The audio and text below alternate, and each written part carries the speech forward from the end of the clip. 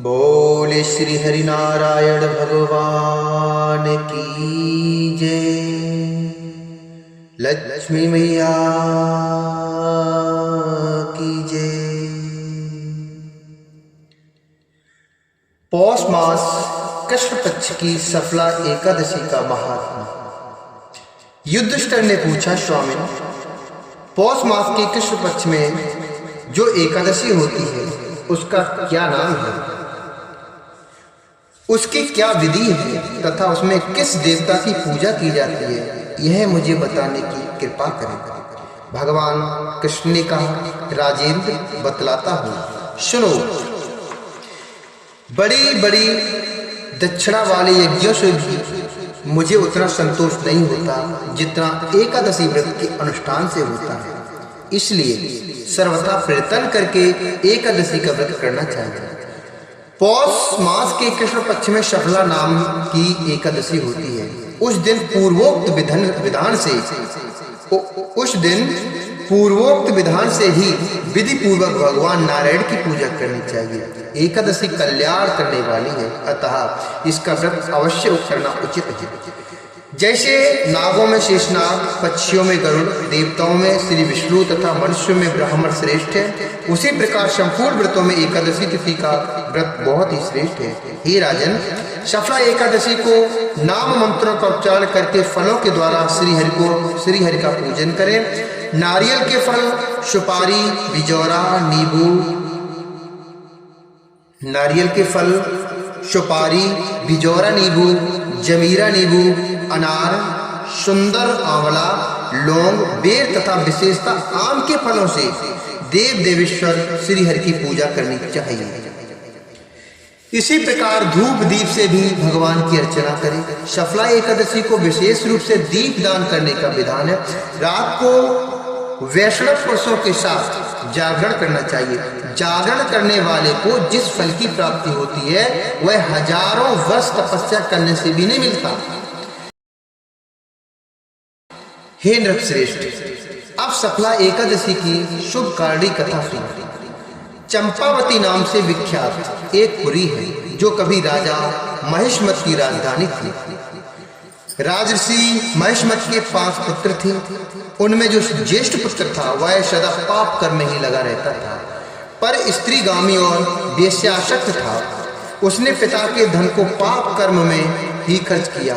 वह सदा दुराचार परायण तथा ब्राह्मणों का निंदक था। वैष्णवों और देवताओं की भी हमेशा निंदा किया करता था। अपने पुत्र को ऐसा पापचारी देखकर राजा महिष्मत ने राजकुमारों में उसका नाम लुम्बक रख दिया। फिर पिता और भाइयों ने मिलकर उसे राज्य से बाहर निकाल दिया। लुम्बक उस नगर से निकलकर गहन वन में चला गया। वहीं रहकर उस पापी ने प्रायः समूचे नगर का धन लूट लिया। एक दिन जब वह चोरी करने के लिए नगर में आया तो रात में पहरा देने वाले सिपाहियों ने उसे पकड़ लिया, किंतु जब उसने अपने को राजा महिष्मति का पुत्र बतलाया तो सिपाहियों ने उसे छोड़ दिया। फिर वह पापी वन में लौट आया और प्रतिदिन मांस तथा वृक्षों के फल खाकर जीवन निर्वाह करने लगा। उस दुष्ट का विश्राम स्थान पीपल के वृक्ष के निकट था। वहां बहुत वर्षों का पुराना एक पीपल का वृक्ष था। उस वन में वह वृक्ष एक महान देवता माना जाता था। उस वन में वह वृक्ष एक महान देवता माना जाता था। पाप बुद्धि लुम्बक वही निवास करता था।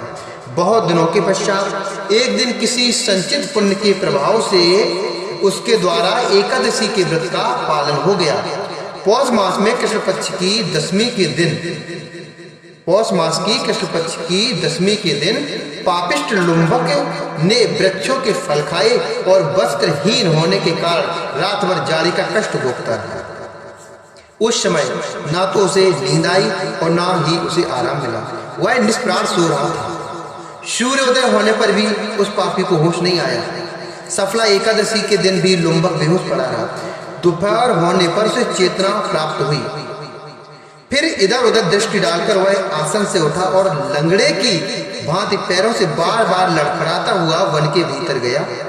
वह भूख से दुर्बल और पीड़ित हो रहा था। राजन, उस समय लुम्बक बहुत से फल लेकर ज्यों ही विश्राम स्थान पर लौटा त्यों ही सूर्यदेव अस्त हो गए। तब उसने वृक्ष की जड़ों में बहुत से फल निवेदन करते हुए कहा, इन फलों से लक्ष्मीपति भगवान विष्णु संतुष्ट हो। यो कहकर लुम्बक ने रात भर नींद नहीं ली। इस प्रकार अनायास ही उसने इस व्रत का पालन कर लिया। उस समय सहसा आकाशवाणी हुई, हे राजकुमार, तुम सफला एकादशी के प्रसाद से राज्य और पुत्र प्राप्त करोगे। बहुत अच्छा कहकर उसने वह वरदान स्वीकार किया। इसके बाद उसका रूप दिव्य हो गया। तब से उसकी उत्तम बुद्धि भगवान विष्णु के भजन में लग गई, भगवान विष्णु के चरणों में लग गई। दिव्य आभूषणों की शोभा से संपन्न होकर उसने अकंटक राज्य प्राप्त किया और 15 वर्षों तक वह उसका संचालन करता रहा। उस समय भगवान श्री कृष्ण की कृपा से उसके मनोज नामक पुत्र उत्पन्न हुआ। जब वह बड़ा हुआ तब लुम्बक ने तुरंत ही राज की ममता छोड़कर उसे पुत्र को सौंप दिया, अर्थात राज अपने पुत्र को उसने सौंप दिया और भगवान श्री कृष्ण के समीप चला गया, जहां जाकर मनुष्य कभी शोक में नहीं पड़ता। हे राजन, इस प्रकार जो सफला एकादशी का उत्तम व्रत करता है वह इस लोक में सुख भोग कर मरने के पश्चात भी मोक्ष को ही प्राप्त होता है।